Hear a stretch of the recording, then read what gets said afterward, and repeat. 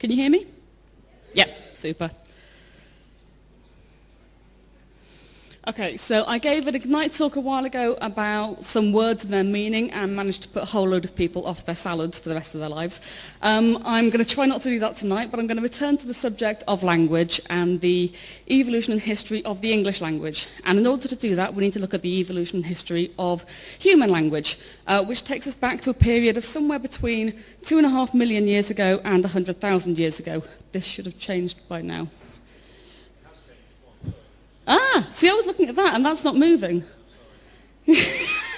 Okay, so Captain Caveman, 2.5 million years ago, 100,000 years ago. We can't pin it down any more than that because we don't have any written records. Written records come in about 3,000 years ago in Sumeria cuneiform, and from that, I'm trying to catch up now, our alphabet developed.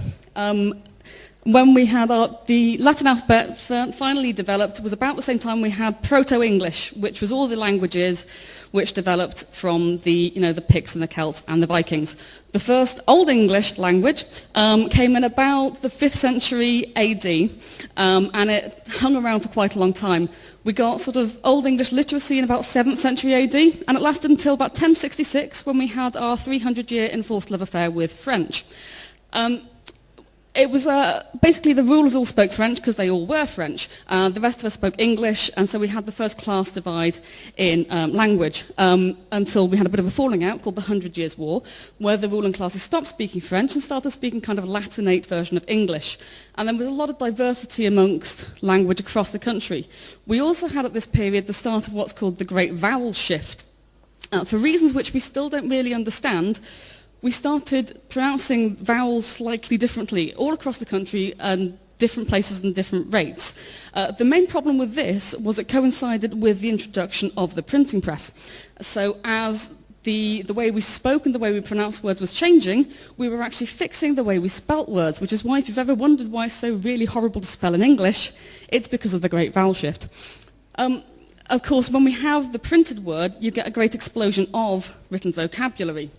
Shakespeare was credited with adding about 2,000 words to our written vocabulary. Whether he wrote them himself or borrowed them from other people of other languages, we don't really know. But of course, Shakespeare couldn't spell his own name the same way 3 times in a row because we still didn't have the kind of standardization we're used to today. We had to wait till the 18th century to have the sort of dictionaries that we know of that kind of classify and define words and tell us how to spell them properly. But even at this stage in the 18th century, sort of literacy was still a niche interest. It wasn't until the Industrial Revolution where factory owners decided it might be useful to have workers who could read and write, so they started to educate them.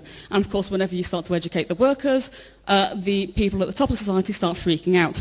And they really worried about the effect of literacy amongst the common people. Especially there was a moral panic about the Gothic and Romantic novels of the late 19th century. But thankfully we managed to survive that very real danger, and as mass education took off in the early 20th century, mass literacy became a reality sort of in the mid to late 20th century, at which point it all starts to go to hell.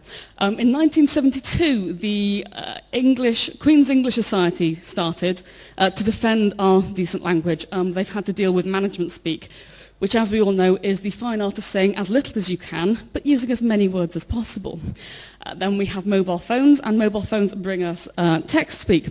So you've got a restricted amount of characters that you can use. So rather than having the Great Vowel Shift, we in fact basically have the Great Vowel Removal. And then we get the internet comes along, and everybody's favourite food stuff gets included, which is, of course, spam, where we have essentially computers talking to computers in computer-generated English, each trying to convince the other that there's actually a human behind the keyboard somewhere. Which all result in the fact that the very, very sad news that last month the campaign, the Queen's English Society announced that they couldn't find anybody to run it anymore, and they're going to be closing down. I wonder whether the very, very final last nail in the coffin might have been the recent publishing phenomena. I'm just going to leave this here as a personal plea from me to you. Really, it's not worth it. And that is my final slide. Thank you very much.